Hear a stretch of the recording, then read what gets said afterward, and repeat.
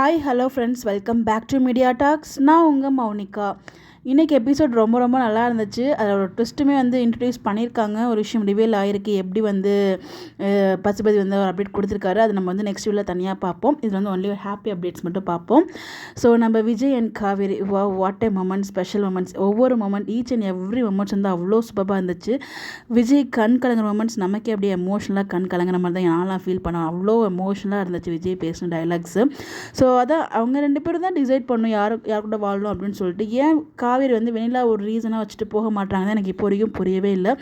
எந்த லெவலுக்கு ரெண்டு பேருமே ஒருத்தருக்கு ஒருத்தர் அன்பு வச்சுருக்காங்க, அண்டர்ஸ்டாண்டிங்கும் இருக்குது. பட் ஏன் சேர்ந்து வாழ மாட்டுறாங்க, காவேரி வெண்ணிலாவுக்காகவும் அவங்க ஃபேமிலிக்காகவும் ஏன் இப்படி யோசிச்சிட்டே இருக்காங்கன்னு எனக்கு இப்போ வரைக்கும் புரியலை. பட் இன்றைக்கி எபிசோடில் தூக்கிட்டு போனது, அதுக்கப்புறம் காவேரியே அந்த ஹக் பண்ண சொல்லி கூப்பிட்டது, அது எல்லாமே ரொம்ப ரொம்ப க்யூட்டாக அழகாக இருந்துச்சு. அண்ட் நான் சொல்லியிருந்தேன் இல்லையா ப்ரீவியஸாக எங்கள் ஊர் சைடெல்லாம் பார்த்திங்கன்னா தீபாவளிக்கு கம்பல்சரி அந்த சுழியன் செய்வாங்க அப்படின்னு சொல்லிட்டு அதை இன்றைக்கி எபிசோட்லையுமே காமிச்சிருந்தாங்க. பட் எல்லா ஊர்லேயுமே பண்ணுவாங்கன்னு எனக்கு தெரியல. பட் எங்கள் ஊர் சைடில் அது காலையில் பார்த்திங்கன்னா அந்த சுழியன் செஞ்சு சாமி கன்ஃபார்மாக அது கும்பிடணும். அது வருஷம் அது ஒரு மேனிட்டரியாக இருக்கும். அந்த சுழியன் அப்படிங்கிற ஒரு டிஷ்ஷு நம்மளுக்கு ஃபேவரட்டான டிஷ்ஷாக கூட இருக்கும். அது பார்த்திங்கன்னா இன்றைக்கி சொல்லியிருப்பாங்க. அது ரொம்பவே நல்லா இருந்துச்சு. அதுக்கப்புறம் பார்த்திங்கன்னா அந்த சீன்ஸ், அதுக்கப்புறம் தனியாக உட்காந்து சாப்பாடு, அந்த புளி ரசம், அது மாங்காய் ரசம், பூண்டு தொகையல், அது எல்லாமே வச்சு சமைச்சு அதெல்லாம் நல்லா தான் இருக்கும். ஆனால் அதுக்கப்புறம் அந்த கான்வர்சேஷன் ரொம்பவே எமோஷனலாக இருக்கும்.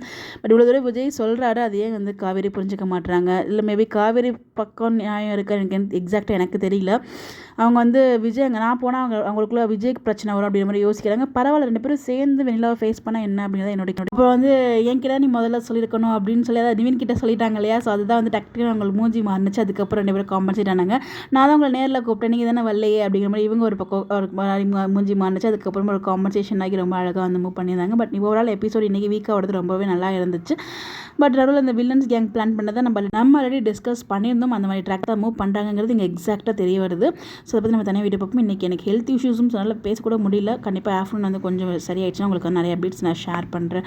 ஸோ இந்த வீடியோ நல்லா ஷேர் பண்ண முடியல. பட் இதெல்லாம் ஷேர் பண்ணாமல் இருக்க முடியாது அப்படிங்கிறதுக்காக பார்த்து எபிசோட் உங்கள் கூட நான் ஷேர் பண்ணியிருக்கேன். உங்களுடைய ஒப்பீனியன் எபிசோட் பார்த்து நீங்கள் என்ன ஃபீல் பண்ணீங்க அப்படின்னு சொல்லி மறக்காமல் கமெண்ட்டில் ஷேர் பண்ணுங்கள். Bye bye.